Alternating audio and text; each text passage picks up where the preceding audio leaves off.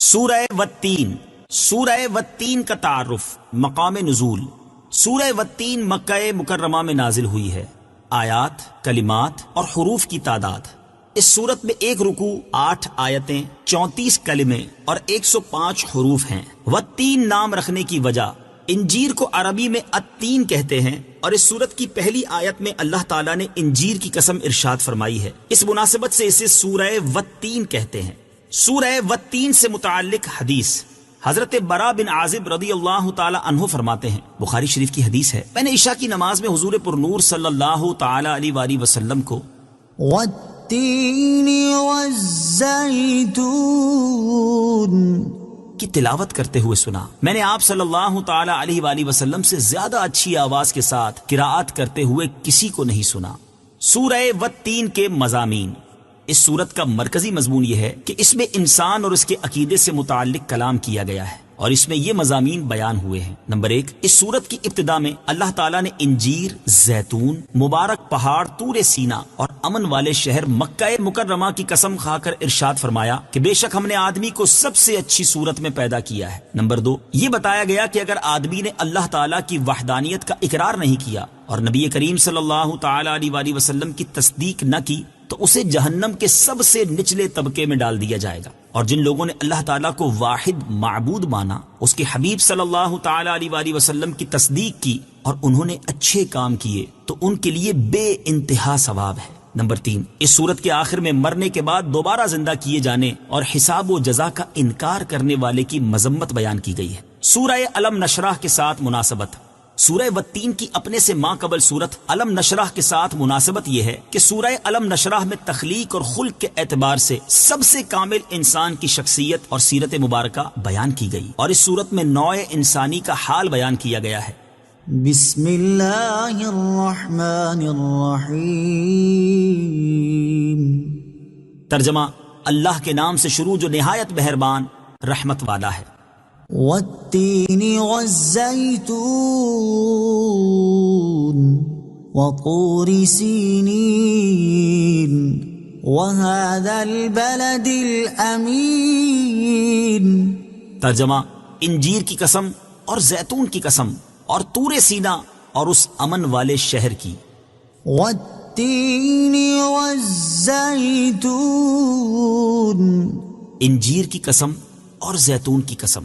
تفسیر صراط الجنان میں ہے، اس آیت میں اللہ تعالیٰ نے انجیر اور زیتون کی قسم ارشاد فرمائی کیونکہ ان چیزوں میں ایسے فوائد اور منافع موجود ہیں جو ان کے خالق رب تعالیٰ کی قدرت پر دلالت کرتے ہیں۔ جیسے انجیر انتہائی عمدہ میوہ ہے جس میں فضلہ نہیں، اور یہ بہت جلد ہضم ہونے والا، زیادہ نفع والا، قبض دور کر دینے والا، مثانے میں موجود ریت اور پتھری نکال دینے والا، جگر اور تلی میں پھنسی گندے مواد کی گانٹھ کو کھول دینے والا، بدن کو فربا کرنے والا اور بلغم کو چھانٹنے والا ہے۔ جبکہ زیتون ایک مبارک درخت ہے، اس کا تیل روشنی کے کام لایا جاتا ہے، سالن کی طرح کھایا بھی جاتا ہے، اور یہ بس دنیا کے کسی تیل میں نہیں، اس کا درخت خشک پہاڑوں میں پیدا ہوتا ہے جن میں چکنائی کا نام و نشان نہیں، بغیر خدمت کے پرورش پاتا ہے اور ہزاروں برس باقی رہتا ہے۔ انجیر اور زیتون کے بارے میں احادیث: انجیر کے بارے میں حضرت ابو ذر رضی اللہ تعالیٰ عنہ سے روایت ہے، نبی اکرم صلی اللہ تعالی علیہ وآلہ وسلم نے ارشاد فرمایا، انجیر کھاؤ، اگر میں کہوں کہ یہ وہ پھل ہے جو کہ جنت سے نازل ہوا ہے تو کہہ سکتا ہوں، کیونکہ جنت کے پھل میں گٹھلی نہیں ہوتی، تو اسے کھاؤ کیونکہ یہ بواسیر کو ختم کرتا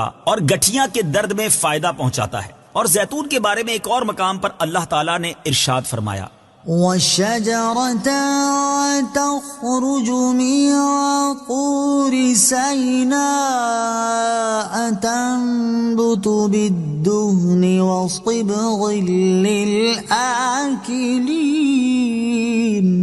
ترجمہ: اور ہم نے درخت پیدا کیا جو طور سینا پہاڑ سے نکلتا ہے، تیل اور کھانے والوں کے لیے سالن لے کر اگتا ہے۔ اور حضرت معاذ بن جبل رضی اللہ تعالی عنہ سے روایت ہے، حضور انور صلی اللہ تعالی علیہ وآلہ وسلم نے ارشاد فرمایا، برکت والے درخت زیتون کی مسواک بہت اچھی ہے کیونکہ یہ منہ کو خوشبودار کرتی اور اس کی بدبو زائل کرتی ہے۔ یہ میری اور مجھ سے پہلے انبیاء کرام علیہ الصلوۃ والسلام کی مسواک ہے۔ وَطُورِ سِینِین، اور طور سینا۔ تفسیر صراط الجنان میں ہے، طور وہ پہاڑ ہے جس پر اللہ تعالیٰ نے حضرت موسیٰ علیہ الصلوۃ والسلام کو اپنے ساتھ کلام کرنے سے مشرف فرمایا، اور سینا اس جگہ کا نام ہے جہاں یہ پہاڑ واقع ہے، اور اس جگہ کو سینا اس کے خوش منظر ہونے یا مبارک ہونے کی وجہ سے کہتے ہیں۔ بعض مفسرین کے نزدیک طور سینا سے مراد خوش منظر یا مبارک پہاڑ ہے، اور بعض مفسرین کے نزدیک ہر اس پہاڑ کو طور سینا کہتے ہیں جہاں کثرت سے پھلدار درخت ہوں۔ اس سے معلوم ہوا کہ جس جگہ اور مقام کو اللہ تعالیٰ کے مقبول بندوں کے ساتھ نسبت حاصل ہو جائے، وہ جگہ بھی اللہ تعالیٰ کی بارگاہ میں عظمت والی ہو جاتی ہے۔ وَهَذَا الْبَلَدِ الْأَمِينِ، اور اس امن والے شہر کی، تفسیر صراط الجنان میں ہے، یعنی اور اس امن والے شہر مکہ مکرمہ کی قسم۔ امام عبداللہ بن احمد نصفی رحمت اللہ تعالی علیہ فرماتے ہیں، انجیر، زیتون، طور سینا اور مکہ مکرمہ کی قسم ذکر فرمانے سے ان بابرکت مقامات کی عظمت و شرافت ظاہر ہوئی، اور انبیاء علیہ الصلوۃ والسلام اور اولیاء رحمت اللہ تعالی علیہم کے ان مقامات پر رہنے کی وجہ سے ظاہر ہونے والی خیر و برکت واضح ہوئی۔ چنانچہ جس جگہ انجیر اور زیتون اگتا ہے وہ حضرت ابراہیم علیہ الصلوۃ والسلام کی ہجرت گاہ ہے، اور حضرت عیسیٰ علیہ الصلوۃ والسلام کی ولادت اور پرورش بھی اسی جگہ ہوئی۔ طور وہ جگہ ہے جہاں حضرت موسیٰ علیہ الصلوۃ والسلام کو ندا دی گئی، اور مکہ مکرمہ میں تاجدار رسالت صلی اللہ تعالی علیہ وآلہ وسلم کی ولادت ہوئی۔ اسی شہر میں آپ صلی اللہ تعالی علیہ وآلہ وسلم نے اپنی نبوت و رسالت کا اعلان فرمایا، اور اسی شہر میں خانہ کعبہ ہے جس کی طرف منہ کر کے پوری دنیا کے مسلمان نماز پڑھتے ہیں۔ لَقَدْ خَلَقْنَا الْإِنسَانَ فِي أَحْسَنِ تَقْوِيمٍ۔ ترجمہ، بے شک ہم نے آدمی کو سب سے اچھی صورت میں پیدا کیا۔ لَقَدْ خَلَقْنَا الْإِنسَانَ فِي أَحْسَنِ تَقْوِيمٍ۔ بے شک ہم نے آدمی کو سب سے اچھی صورت میں پیدا کیا۔ تفسیر صراط الجنان میں ہے، اللہ تعالیٰ نے انجیر، زیتون، طور سینا اور شہر مکہ کی قسم ذکر کر کے ارشاد فرمایا کہ بے شک ہم نے آدمی کو سب سے اچھی شکل و صورت میں پیدا کیا، اس کے اعضاء میں مناسبت رکھی، اسے جانوروں کی طرح جھکا ہوا نہیں بلکہ سیدھی قامت والا بنایا، اسے جانوروں کی طرح منہ سے پکڑ کر نہیں بلکہ اپنے ہاتھ سے پکڑ کر کھانے والا بنایا، اور اسے علم، فہم، عقل، تمیز اور باتیں کرنے کی صلاحیت سے مزین کیا۔ اللہ تعالیٰ کی معرفت حاصل کرنے کا ذریعہ۔ اگر انسان اللہ تعالیٰ کی دیگر مخلوقات کو سامنے رکھتے ہوئے اپنی تخلیق میں غور کرے تو اس پر روز روشن کی طرح واضح ہو جائے گا کہ اللہ تعالیٰ نے اسے حسن صوری اور حسن معنوی کی کیسی کیسی عظیم نعمتیں عطا کی ہیں، اور اس چیز میں جتنا زیادہ غور کیا جائے اتنا ہی زیادہ اللہ تعالیٰ کی عظمت اور قدرت کی معرفت حاصل ہوتی جائے گی، اور اس عظیم نعمت کو بہت اچھی طرح سمجھ جائے گا۔ ثم رددناه اسفل سافلين۔ ترجمہ، پھر اسے ہر نیچی سے نیچی حالت کی طرف پھیر دیا۔ ثم رددناه اسفل سافلين۔ پھر اسے ہر نیچی سے نیچی حالت کی طرف پھیر دیا۔ تفسیر صراط الجنان میں ہے، اس کا ایک معنی یہ ہے کہ انسان کو سب سے اچھی صورت پر پیدا کرنے کے بعد اسے بڑھاپے کی طرف پھیر دیا، اور اس وقت بدن کمزور، اعضاء ناکارہ، عقل ناقص، پشت خم اور بال سفید ہو جاتے ہیں، جلد میں جھریاں پڑ جاتی ہیں اور وہ اپنی ضروریات انجام دینے میں مجبور ہو جاتا ہے۔ دوسرا معنی یہ ہے کہ جب اس نے اچھی شکل و صورت کی شکر گزاری نہ کی، اللہ تعالیٰ کی نافرمانی پر جمع رہا اور ایمان نہ لایا، تو اس کا انجام یہ ہوا کہ ہم نے جہنم کے سب سے نچلے درکات کو اس کا ٹھکانہ کر دیا۔ آیت، ثم رددناه اسفل سافلين۔ سے حاصل ہونے والی معلومات۔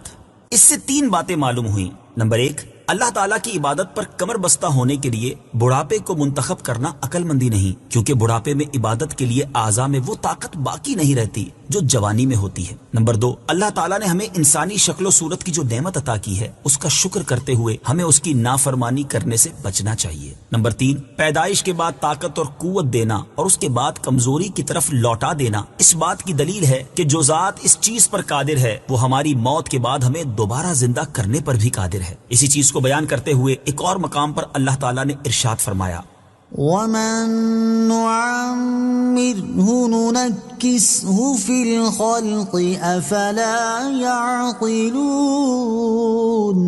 ترجمہ، اور جسے ہم لمبی عمر دیتے ہیں تو خلقت و بناوٹ میں ہم اسے الٹا پھیر دیتے ہیں، تو کیا وہ سمجھتے نہیں؟ اور ارشاد فرمایا يا أيها الناس إن كنتم في ريب من البعث فإنا خلقناكم من تراب ثم من نطفة ثم من علقة ثم من مضغة مخلقة وغير مخلقة لنبين لكم ونقر في الأرحام ما نشاء إلى أجل مسمى ثم نخرجكم طفلا ثم لتبلغوا أشدكم ومنكم من يتوفى ومنكم من يرد إلى أرذل العمر لكي لا يعلم من بعد علم شيئا. ترجمہ: اے لوگو، اگر تمہیں قیامت کے دن اٹھنے کے بارے میں کچھ شک ہو تو اس بات پر غور کر لو کہ ہم نے تمہیں مٹی سے پیدا کیا، پھر پانی کی ایک بوند سے، پھر جمے ہوئے خون سے، پھر گوشت کی بوٹی سے جس کی شکل بن چکی ہوتی ہے اور ادھوری بھی ہوتی ہے، تاکہ ہم تمہارے لیے اپنی قدرت کو ظاہر فرمائیں، اور ہم ماؤں کے پیٹ میں جسے چاہتے ہیں اسے ایک مقرر مدت تک ٹھہرائے رکھتے ہیں، پھر تمہیں بچے کی صورت میں نکالتے ہیں، پھر عمر دیتے ہیں تاکہ تم اپنی جوانی کو پہنچو، اور تم میں کوئی پہلے ہی مر جاتا ہے اور کوئی سب سے نکمی عمر کی طرف لوٹایا جاتا ہے، تاکہ بالآخر جاننے کے بعد کچھ نہ جانے۔ إلا الذين آمنوا وعملوا الصالحات فلهم أجر غير ممنون. ترجمہ: مگر جو ایمان لائے اور انہوں نے اچھے کام کیے تو ان کے لیے بے انتہا ثواب ہے۔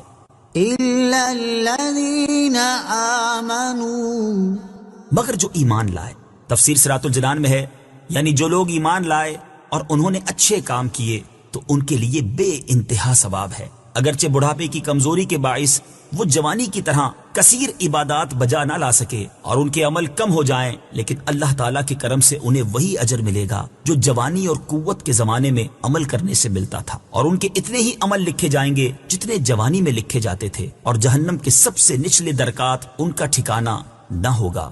اسی طرح کا معاملہ ایک حدیث پاک میں بھی بیان کیا گیا ہے، چنانچہ حضرت ابو موسیٰ اشعری رضی اللہ تعالی عنہ سے روایت ہے، رسول اللہ صلی اللہ تعالی علیہ وآلہ وسلم نے ارشاد فرمایا، مسلمان بندہ جب بیمار ہو جائے یا سفر میں ہو تو اس کے لیے ان اعمال کا ثواب لکھا جائے گا جو وہ تندرست اور مقیم ہونے کی حالت میں کیا کرتا تھا، لیکن بیماری یہ سفر کی وجہ سے نہ کر پایا۔ آیت إلا الذين آمنوا سے حاصل ہونے والی معلومات۔ اس آیت سے دو باتیں معلوم ہوئیں۔ نمبر ایک، ایمان اعمال پر مقدم ہے اور ایمان کے بغیر کوئی نیکی درست نہیں۔ نمبر دو، لمبی عمر ملنا اور اعمال کا نیک ہونا بہت بڑی نعمت ہے۔ حضرت ابو بکرہ رضی اللہ تعالی عنہ فرماتے ہیں، ایک اعرابی نے بارگاہ رسالت صلی اللہ تعالی علیہ وسلم میں عرض کی، یا رسول اللہ صلی اللہ تعالی علیہ وآلہ وسلم، لوگوں میں سب سے بہتر کون ہے؟ ارشاد فرمایا، وہ شخص سب سے بہتر ہے جس کی عمر لمبی ہو اور عمل نیک ہو۔ اس نے عرض کی، لوگوں میں سب سے برا کون ہے؟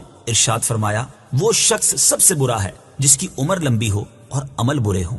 فما يكذبك بعد بالدين أليس الله بأحكم الحاكمين. ترجمہ: تو اب کون سی چیز تجھے انصاف کے جھٹلانے پر آمادہ کرتی ہے؟ کیا اللہ سب حاکموں سے بڑھ کر حاکم نہیں؟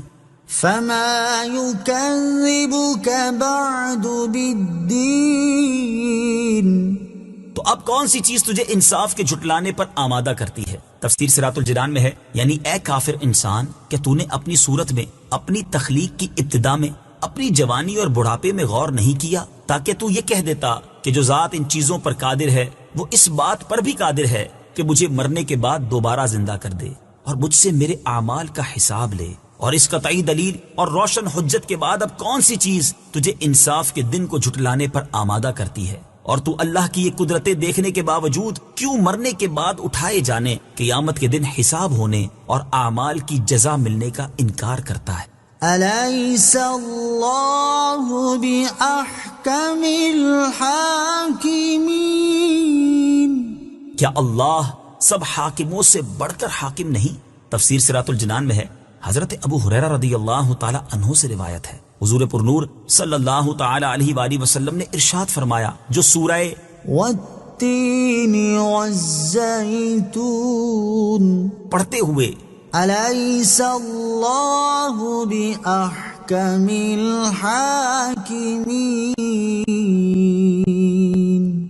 پڑھے تو اسے چاہیے کہ وہ یہ کہے بلى وأنا على ذلك من الشاهدين، یعنی کیوں نہیں، یقیناً ہے اور میں اس بات پر گواہوں میں سے ہوں۔ صدق الله العظيم۔